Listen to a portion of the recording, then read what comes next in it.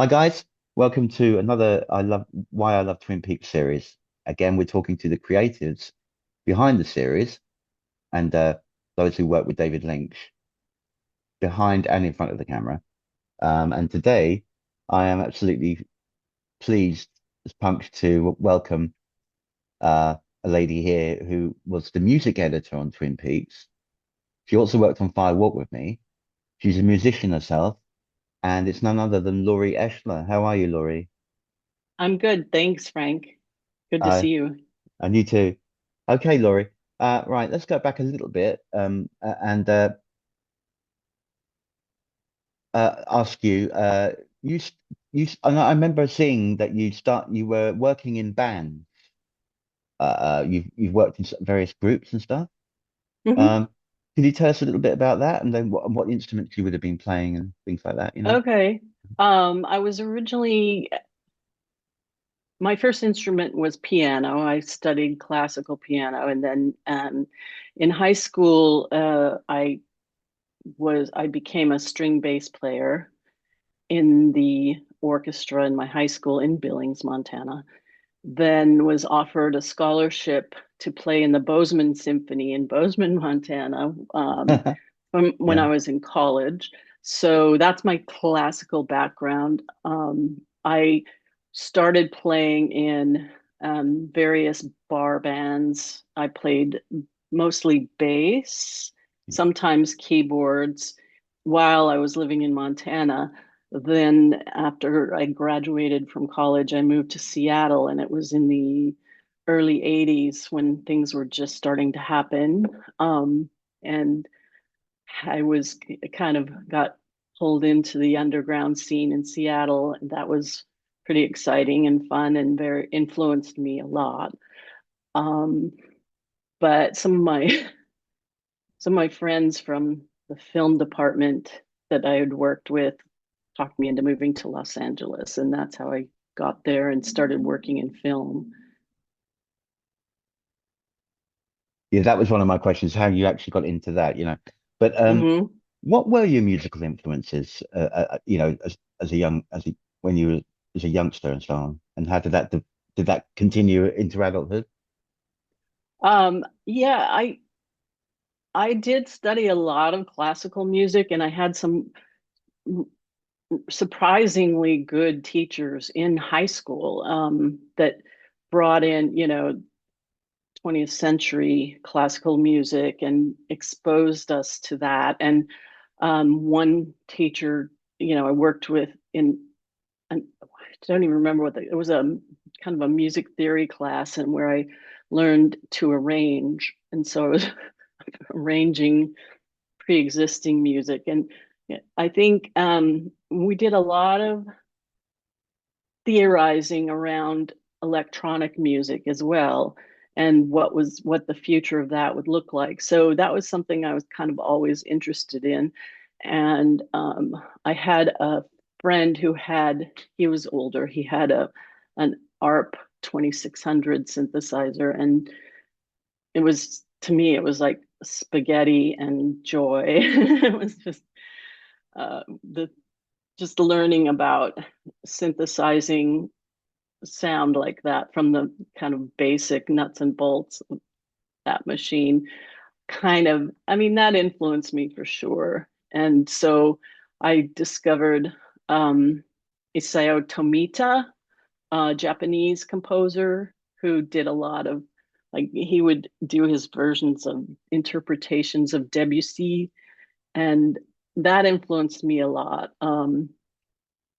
I still love his music, listen to it. And then the when I moved to Seattle, I started getting, well, actually in Bozeman, learned about punk rock and would sing in a friend's punk rock band from time to time. And that sort of led me to the hanging out with the people that a bunch of musicians from Montana moved to Seattle around the same time. So we all kind of group together and we're discovering, music together. And that early 80s kind of new wave and I stopped listening to um, popular radio completely. So it was like I just sort of um, voluntarily put myself in this vacuum where I didn't want to be influenced by that. And it was sort of intuitive. I didn't really make a conscious decision to do that. But when I look back, it's like I listened to, world music, and I listened to like oldies. There was a great oldies station in Seattle that I got turned on to. But yeah, aside from all the bands that my friends were in, I wasn't really listening to anything on the contemporary on the radio. Yeah, that's so it's sort of a mishmash between punk rock, new wave, Yeah. 20th century classical, and of course, growing up in Montana, I knew like every song from the old country western music radio stations. So well, just like Hank Williams and I really loved a lot of the old Texas swing music and those. I mean that kind of stuff. So there's a little of that in my flowing through my blood as well.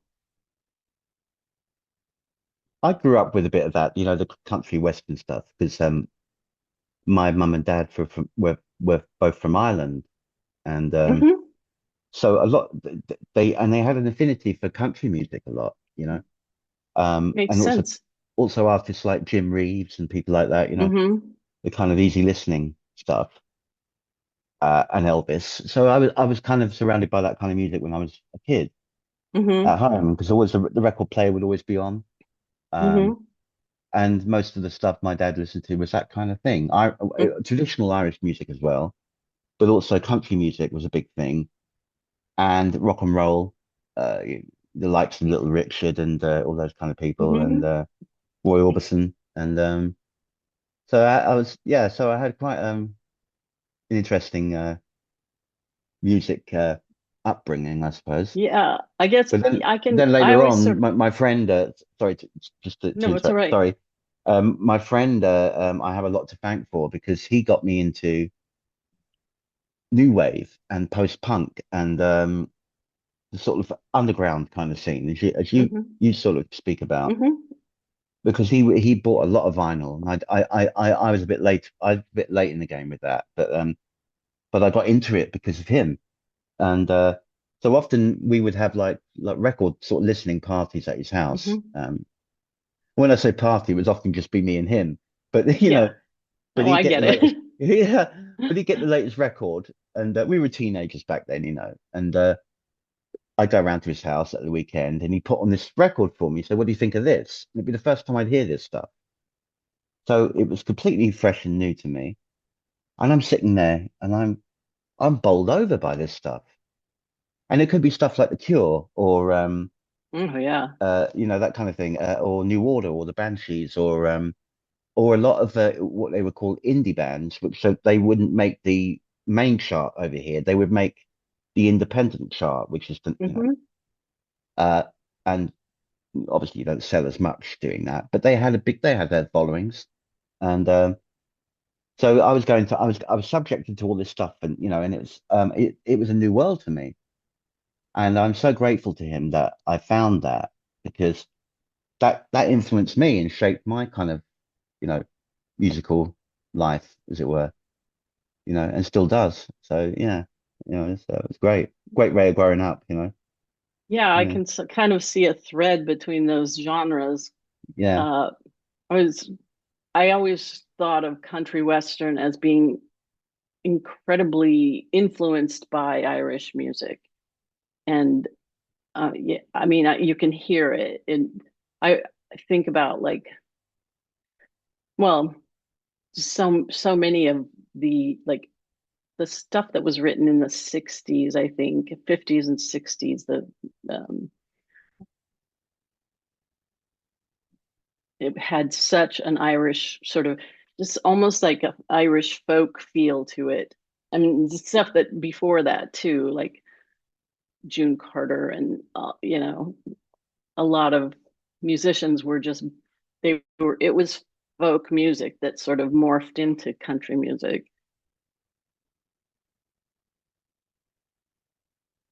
Yeah, I can see that there is that. And also the funny thing is with rock and roll and so on, didn't that start from didn't that start from like rhythm and blues or something?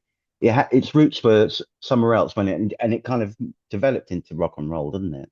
Uh, That's my understanding. Something like Yeah, yeah. yeah, I believe so. Um, so it's funny how genres, adapt and change kind of slightly Hmm. from an influence from something earlier. It's fascinating. Same thing with punk rock, really. I mean, it was rock and roll in a sense, Hmm. I think, just with an edge, maybe, and like political lyrics, maybe, or something like that. But Hmm. I think that if you break it down with the chord structures and so on, I think it was very much based in rock and roll style. Oh, for sure. Yeah, Yeah, I mean, it came out of rock and roll. It had the instrumentation, the um, yeah, the structure of the songs. Yeah, totally rock and roll. yeah, I yeah. agree with you. Um, so Laurie, when did you so you're saying you moved to Los Angeles? Hmm. So was that what would that have been the beginning of of your start into music editing, or were you working in another kind of department at the time, or No, I moved to Los Angeles and I actually started just working production jobs and lucked in. I did a lot of music videos because it was the early days of music video production, and a lot of my friends were directing and producing music videos. So I actually worked on a Bangles video that Little Richard was in, and so I got to meet Little Richard. That was cool. Um, and then I was working on the feature film La Bamba, and they kept me on afterwards to work with the music supervisor for that production house at Taylor Hackford's company. And so I was doing work for the music supervisor having to do with Round Midnight, which was really awesome. I got to go to the premiere of Round Midnight. And so, all of my music experience kept leading me in that direction. On La Bamba, I wrote the Taft Hartley request to get like Brian Setzer and Marshall Crenshaw into Screen Actors Guild because I knew enough about music to write an argument that why they only this person could play this part. And so that, it just kept going, no, this music thing is not everybody has this. And so I was working on the documentary Rattle and Hum with U2 for about a year, and every nobody in I was the first assistant editor, film editor, and the editors didn't were not musicians, and they kept making these horrible music edits, and I'm like, no, no, no, no, no, cut from here to here. And so whenever they had to do something, I would be called into the room and tell them where to cut the music. And then they would adjust the picture, to stay in sync. Um, and that's what I was doing right before the Twin Peaks job came along. And I'd worked with Greg Feinberg on that. He was the producer of Twin Peaks, and a, another friend of mine, a social friend of mine, John Huck, was the production sound recordist for David Lynch and on Twin Peaks. And I'd worked with him on a lot of music videos. And David wanted him to be the music editor because he got it. They vibed really well together. And he said, "Oh, I can't. I'm not a music editor, but my friend Lori Eschler is, and she knows how to do that. And you'd really like her because she's from Montana." And so um, they, you know, he's David said to Greg, get Laurie Eschler in here. I want to talk to her about music editing. And Greg was like, she's not a music editor, she's an assistant editor. So, um, whenever you tell David no, it always fuels the fire. So, thanks, Greg. So I met with David and we talked for about maybe half an hour, 45 minutes, and he hired me on the spot. And I started, I believe, maybe it was a Friday and I started on Monday or something like that. And we're still working on films were still being post produced on film, 35 millimeter film and magnetic audio, mag, we called it mag. And so the first season of Twin Peaks, I just, it was really, really cumbersome because I was doing all these loops um, and overlapping things and slowing things down, but I had to do it like everything physically, literally. It wasn't electronic yet, it wasn't digital. So it was time consuming, but it gave us the time to kind of process, while to figure out how are we going to do this? We know we want it to sound like, and then how do we accomplish it technically, physically. And so that sort of it was sort of a blessing because we I was working with David and some of the other directors and the picture editors, and it was um that during that time period we were developing kind of the language of the music in Twin Peaks. So having that kind of challenge of creating it, not being able to do it instantly. Oh, I have an idea, boom, here it is. This would take like, a minimum half a day to, have an idea, make the loop, take it across the street, have them dub it into like, you know, 300 feet, and you listen to that and lay it into the scene and then lay something else on top of it. And as I said, it was cumbersome and arduous. Yes, because that's how the techniques were then. I imagine that digital wasn't quite there yet, was it? No, Digital no, recording, that wasn't no. around at I that point, I or maybe was it was in the early no, stages. it Yeah, was yeah. yeah, Oh, well, there were CDs. And I yeah, don't yeah. remember if Twin Peaks or if Rattle and Hum, I was still analog when they were recording the album. But yeah, the second season of Twin Peaks, there was a brand new digital audio workstation that I was approached by the company. It was a company called SSL. They made mixing boards and things like that. And they approached me to try it out, the second season of Twin Peaks, and it was amazing. And but it was technically, a challenge for the engineers and myself, and just like something's going wrong. What is it? It was pretty stressful. And but once we got it figured out, about probably 3 or 4 episodes in, it was wonderful, and it became really easy to experiment. And what I was told by them was that I was the first music editor to work in the digital realm. So that was kind of an honor. And because I transferred everything to digital medium, and then worked digitally, and then brought the digital music to the mix stage. So it stayed in a digital sort of form until it went to the mixer, and then they brought it back to analog. And but it was really, I think it was important because everybody who was helping me and the company that provided the workstation. Everybody was learning from this process, so it was cool. Um, I'm interested, Laurie, if you can, tell me a little about any particular scenes or sequences in the series uh, that were a particular that particularly excited you to, creatively, or were a challenge for you to edit in any way.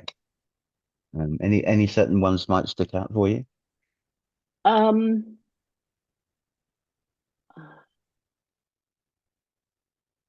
my favorite was in, the second, well, towards when the scenes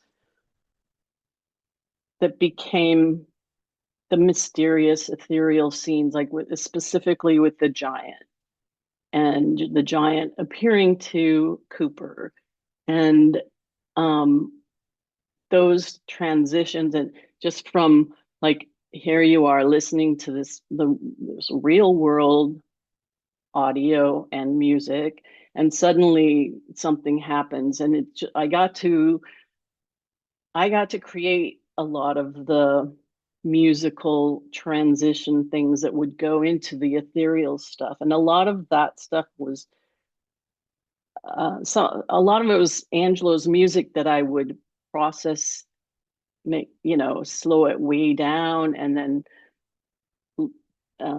double expose it, as David used to call it, because he is like visual language, filmmaking language, and when we were doing the music, so I would overlap it with other like musically affected cues.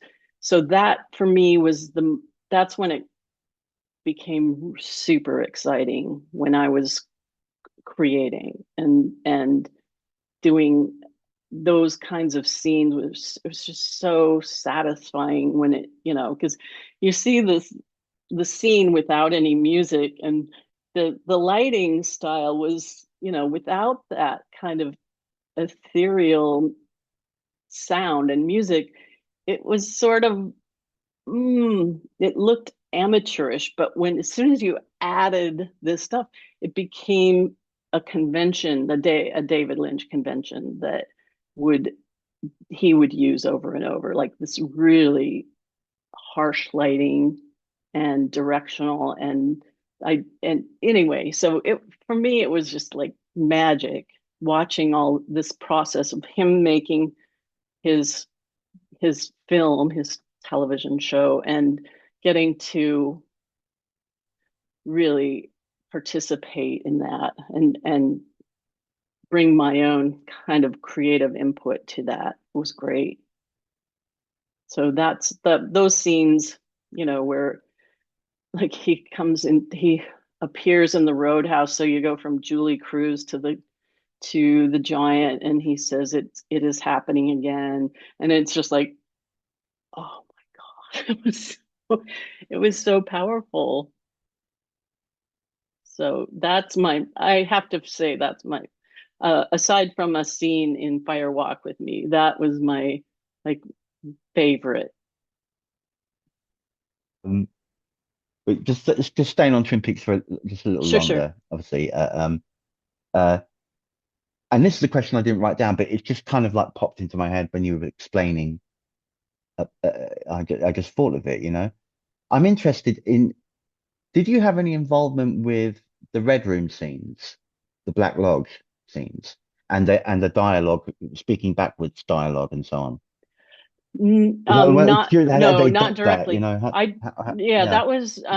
that was done in production, where the actors would record their lines in, forward, and then they would reverse it, and they would listen in sections and practice and practice and practice, and it that was incredible, and I had much more respect for them when I was asked to do that, for one of the characters in Fire Walk with Me, and I it, it I did it, and you could tell what I was saying, but I didn't sound like the little boy.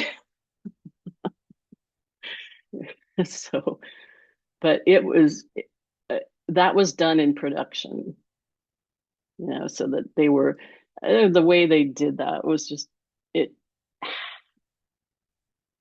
it took so much like patience from everybody and complete commitment to make it work. It was pretty incredible because they're filming and acting backwards and talking backwards and creating the sounds that mean nothing until you reverse them and then you're saying the actual line. You hear yourself saying the line. It's, I mean, who on earth would come up with that? We know the answer, don't we? It was David. Mm-hmm. And it was that world whenever there was scenes or anything in the Black Lodge, it held me captivated. I could happily get lost in that universe. There was something Yeah, about that world that was just so bizarre and fascinating. You know, I would have just been quite happily just living in there, yeah. for a Well, while, and for a few hours, it evolved Yeah, as well, like yeah. from the first time you see it to like how it became like this strange location in the story. It's like, oh, they're in the Black Lodge. The Red Room became the Black Lodge, and um, yeah, it's it really developed such beautiful, moody possibilities, and the music was always really like um it was surreal, and there was enough like that. I just think about like the dance of the dream man cue with the finger snaps, and it was like a slower version of the jazz theme, and it it was beautiful, beautiful and surreal, and with enough of like this, I wouldn't call it normal, but like a grounding sort of element in the music that yes, we know this jazz music. We've been listening to it, but this is like that when you put it in this context, it's very powerful and wild. So where you worked, Laurie, what was the music department that you were in? Was that actually situated in the studios where they shot Twin Peaks? No, I worked with the first season. I was just downstairs from Dwayne, the picture editor, where David would work with Dwayne and the other picture editors, and then come down and check things out in my my editing suite. And for a while, I was right across the hall as well. But that it was a great editing room in this old building with a brick wall, and but every afternoon I had to leave at 4 o'clock because that was where David liked to meditate the most. So I would just go out and like make myself, talk. I would talk to people, visit people, and talk for like half an hour until he was finished. But so I think they finally like, I don't remember what happened to that editing room. They moved me and he was able to meditate without interrupting me. But yeah, so we're close on that was season one. And then the second season, when they set me up with this digital audio workstation, they wanted it to be high profile. So they moved the company who made it, had a big, you know, contract with Todd AO, which was the post production audio company. And they put me in a very nice editing suite there. And we like, what's going on? I know I have a couch. And that was, I worked amongst the sound editors, the sound supervisor, sound editors, dialogue, all of that. And that was just upstairs from the dubbing stage where we did the final mixes. So we spent a lot more time there, and David would come over and um, work with me in that room, and then he would be on the dubbing stage if it was his episode, and it would made it pretty easy to like pop up and make changes. We later got a second system and put it on the dubbing stage so I could make changes like right in the moment on the dubbing stage, because we were always playing like, what if you tried, yeah, what if we did this, and I love this, but dot dot dot. So it was it that was interesting because I was further away from the picture editing department, which made it, that was a challenge for the stuff we needed to do together. But um, working with the the especially the sound designer, they knew what was going on. They knew what I was doing. I knew what they were doing because we were just right across the hall from each other. During your time there, Laurie, did you get to meet Mark Frost quite a bit, or Oh yeah, yeah, yeah. I mean, was he It was like a very much a family. presence? Was he Yeah, around an yeah. awful lot? I Is that, mean, I knew the writers, and yeah, everybody. It was um all like, I didn't really get to know a lot of the actors, but some of them I did. But yeah, everybody knew each other. Mark was so, he was always close by. He would drop in, and when we had screenings, he would be there. And then he directed episode, the, the last episode in season one, which was really fun to work with him. And yeah, he's he's like such a huge part of how what that story is and how they developed it, and how, I mean, how to make this crazy shit work. Like, think I think he was really a great influence. So oh, absolutely. I couldn't agree yeah. more. Hmm. I think, yeah, his input was, incredible, really. I mean, Um, on paper, when I was looking at this, like, you put Mark together with David, who on yeah. earth, who thought of that? And it was brilliant because it was like this, it was just like there were they both had such strong abilities and that complemented each other so much. And um, they're both like open enough to work with each other and respectful. So it was a really huge part of the success formula, I think.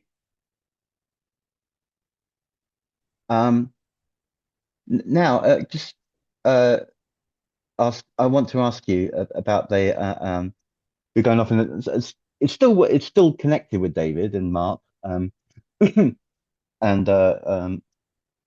but there was a short-lived series, which I think maybe aired after season one, between season one and two of Twin Peaks, or maybe it came after it. I can't quite remember the timeline of it, but um, was a series called On the Air, Hmm.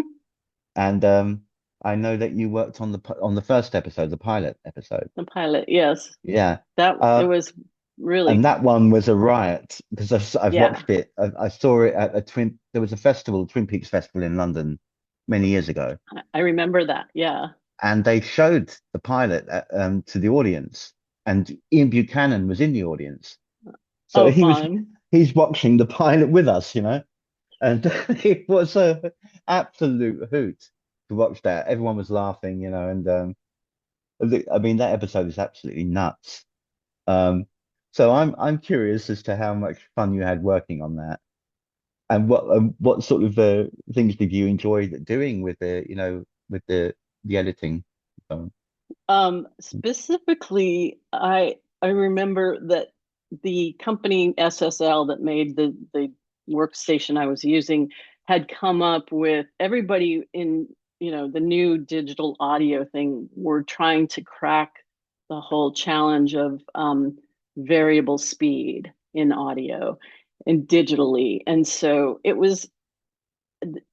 it was like at this place where if I did it at a certain, like exactly 50% slower or faster, it sounded clean. But otherwise, there was all this aliasing where the music just sounded like whack. And so when I were working with it and experimenting on the air, there was a scene where I think, I don't know if it was the dog in the Welby Snaps commercial, but anyway, there was a little performing dog and who did some stunt, and so I just like took the little, I had like a what do you call it, a pen where I dragged the little controls on the workstation, and I affected the music like back and forth, so it was going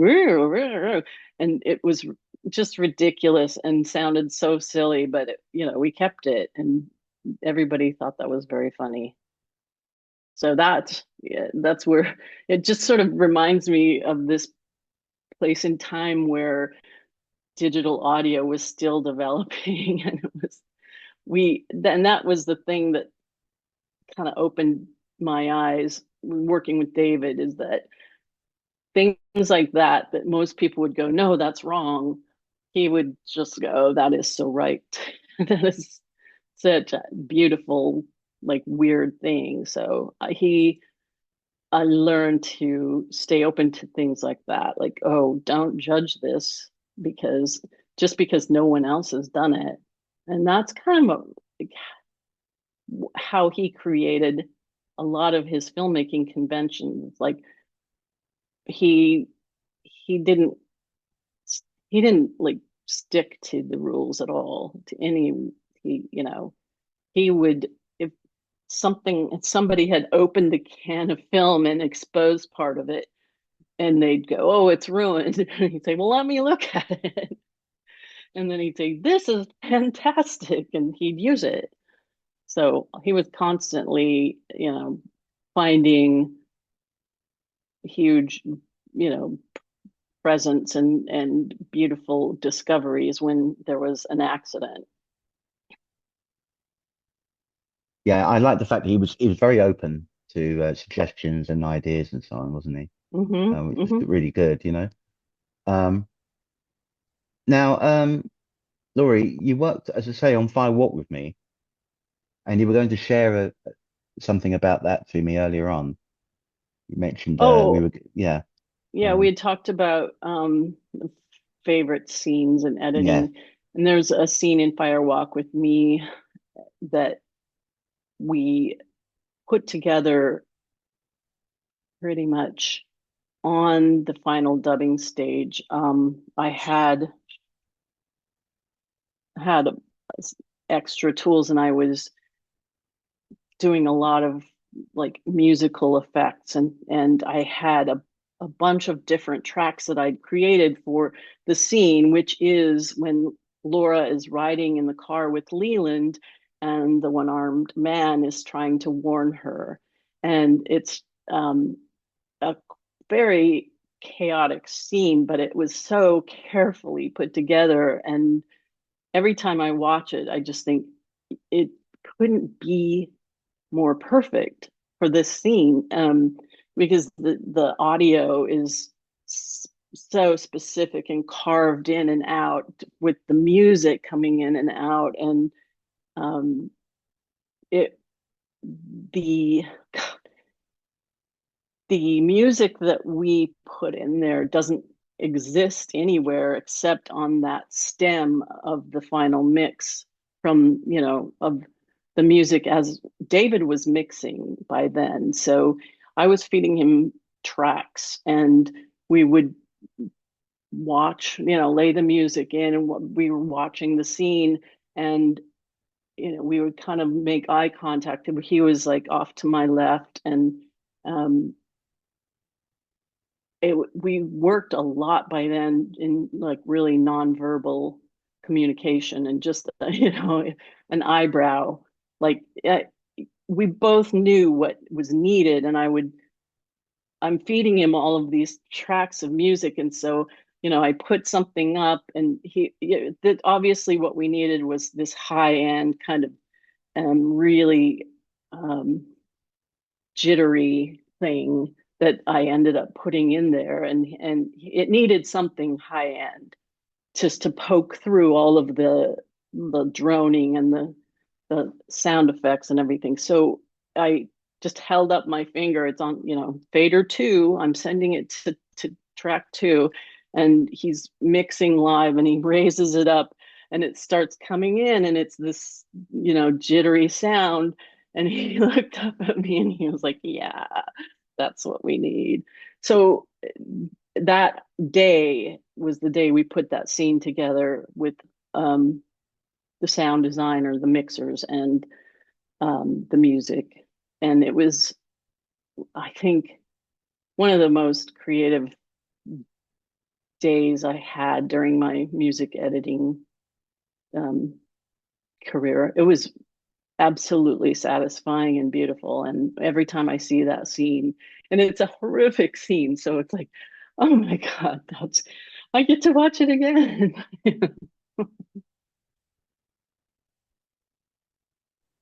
It was a very crazy scene, wasn't it? I mean, Hmm. it created an awful lot of anxiety, that scene, Hmm. I think, Hmm.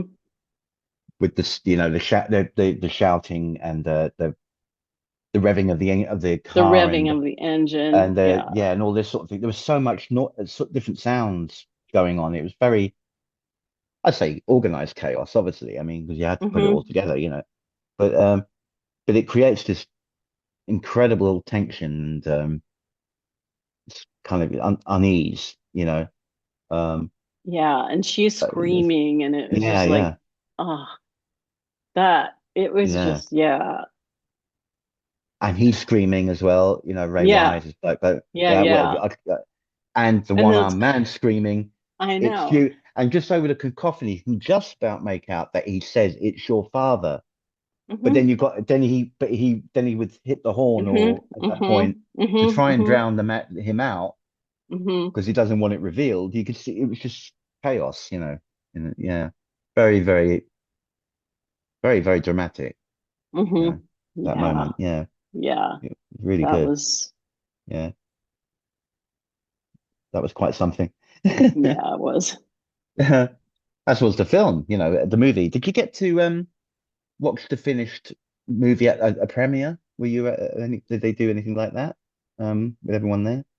Um, I saw it so many times. I don't, yeah, I saw it, when the yeah, yeah. first assembly was hours and hours and hours.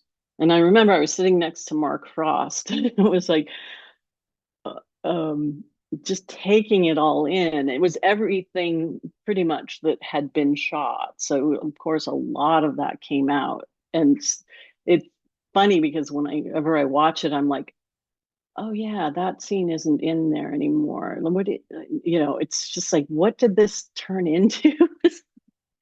But yeah, I can't remember exactly where I saw the finished version, because as soon as we finished it, they jumped on the plane to go to Cannes.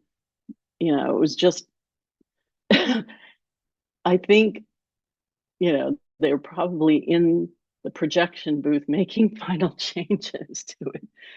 But hmm, that it's weird because it wasn't well received until years later, and I think everybody was like, they weren't ready for it, and until they were.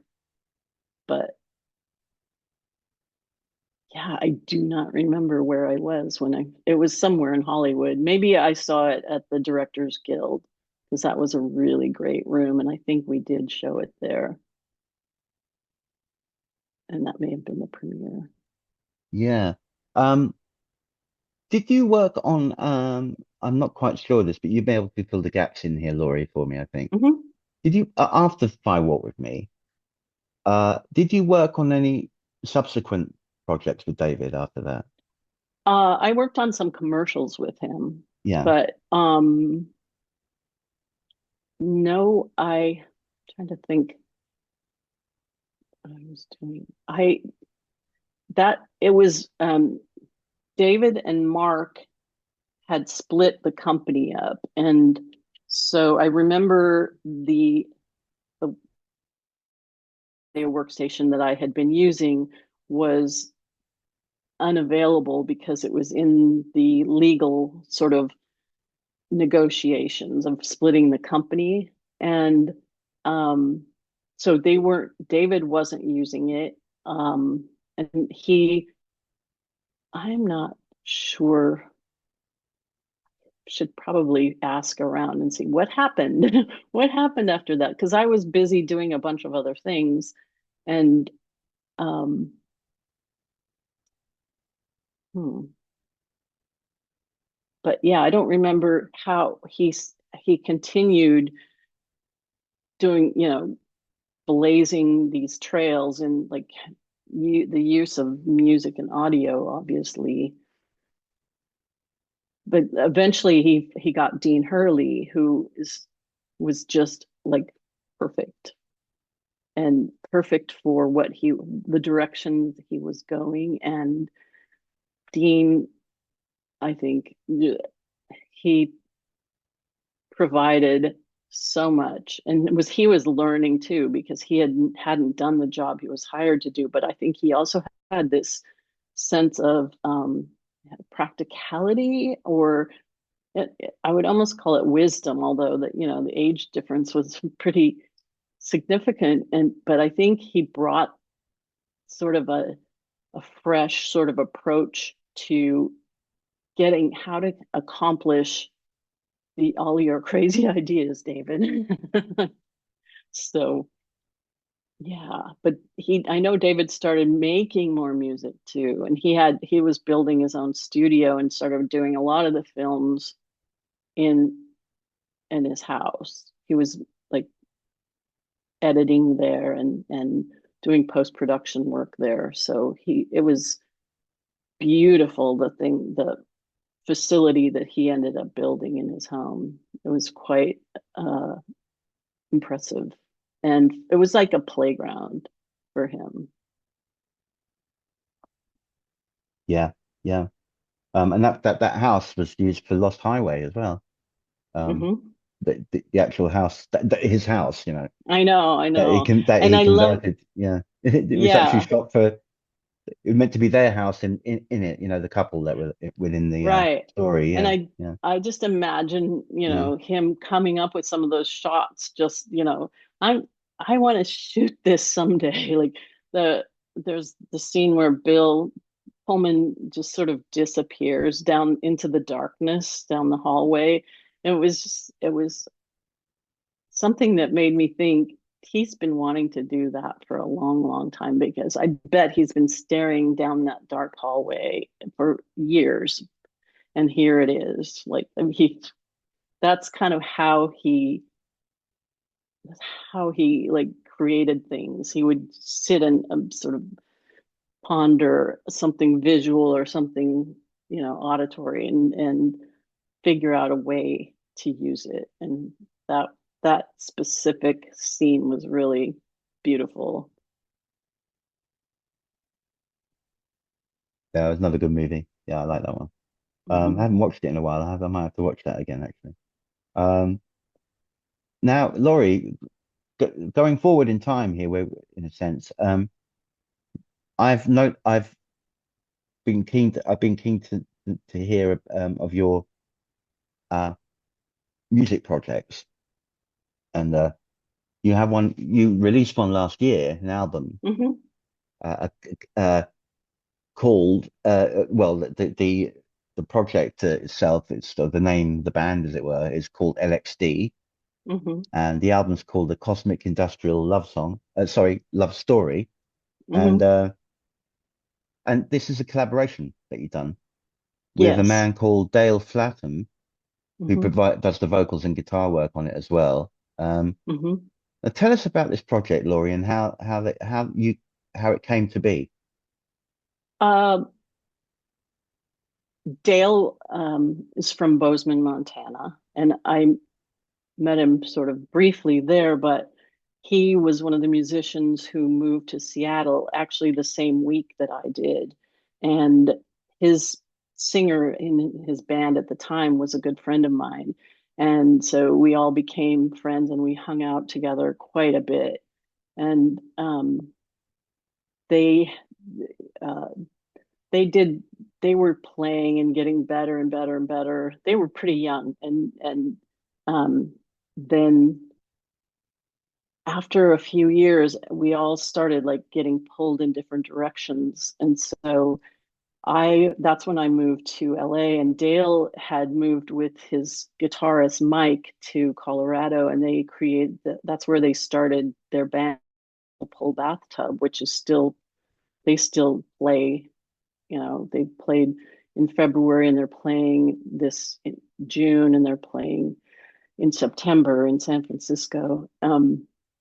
But he and it's funny because I I remember asking him, he's a bass player, and I wanted to learn the bass line on this New Order song. This was in like so he came over and he was like showing me, and we worked, we were trying to like listen to it and figure it out, and we did. But then I realized, oh, this is not about that. This is something else, and I don't know what. And it wasn't like neither of us was like really in in any sort of emotional state to get involved emotionally, but or romantically. But we stayed in touch after we both went our separate ways. He and his band moved to San Francisco, and I was working in LA in the film business, and um, connected in like I think 1990, and realized, okay, there's something here, but I've got a career. I'm leaving, I was about to start another project, and his band started touring for like 10 years, and so we had our own separate lives. And last January of 25, we reconnected, and started talking, and it was like this spark that had been sort of, it was still sort of this ember that lasted many, many years. And all of a sudden, oh, I am, I'm emotionally mature enough to do something about this. And we both, just he, came to visit me in a few weeks after we first connected. And I was in California, he was in Minneapolis, and he brought with him, I hadn't played music. I had a piano, but I hadn't played music for years. I was just in a really challenging part of my life. And so he brought his digital interface and his computer and a microphone and set it up and started recording my piano. And he's like, he sets it up to record and he goes, okay, play something. And I was like, with you here, in the room? And he said, yeah, just play a chord or something. So I played a chord, and he had headphones on, and he was just like, so that was the beginning. So within 3 months, we had the album almost done. We were just mixing it. We wrote all of that music long distance, sending files back and forth, exchanging ideas and adding to them. And so he record, and during the first visit, and then we would eat, every other month go to visit the other one and do more work in person. And it was wild because I was doing, using a lot of the techniques that I had learned while I was working with David. So I'm doing all of this like sampling and audio manipulation and layering and like um, that's how I composed a lot of those pieces.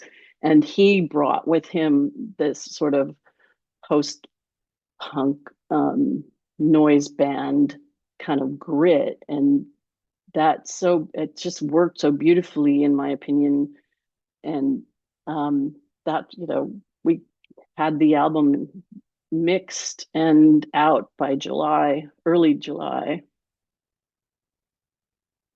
So that, and after that, we realized it would be much easier to work if we were in the same city. So I moved to Minneapolis in September.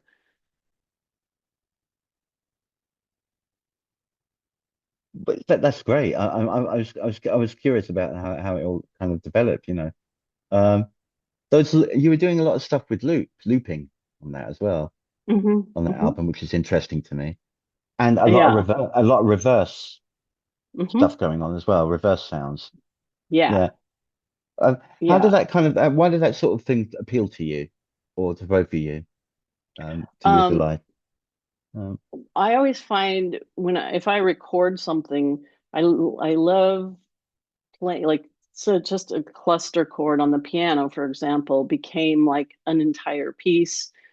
Um, because when you slow it down, you start hearing more that's in the recording that's not audible at the regular speed.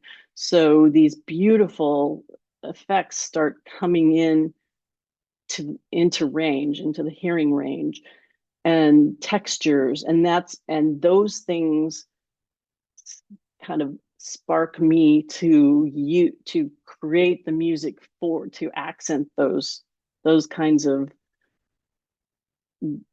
wild frequencies and textures that get created when you're manipulating audio. And it's not just slowing it down, speeding it up as well, or stretching it and just like creating a velvety loop and then overlapping it again with something else. And I took a lot of Dale's stuff as well, his guitar work, and manipulated that.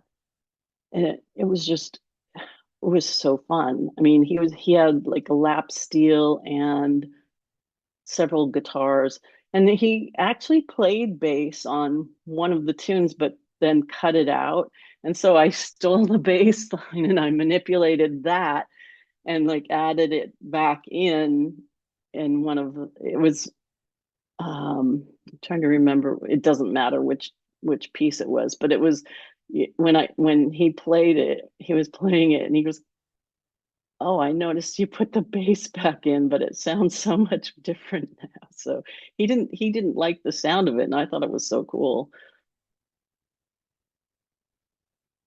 I liked your use of uh bringing the strings like cellos and so on into Hmm.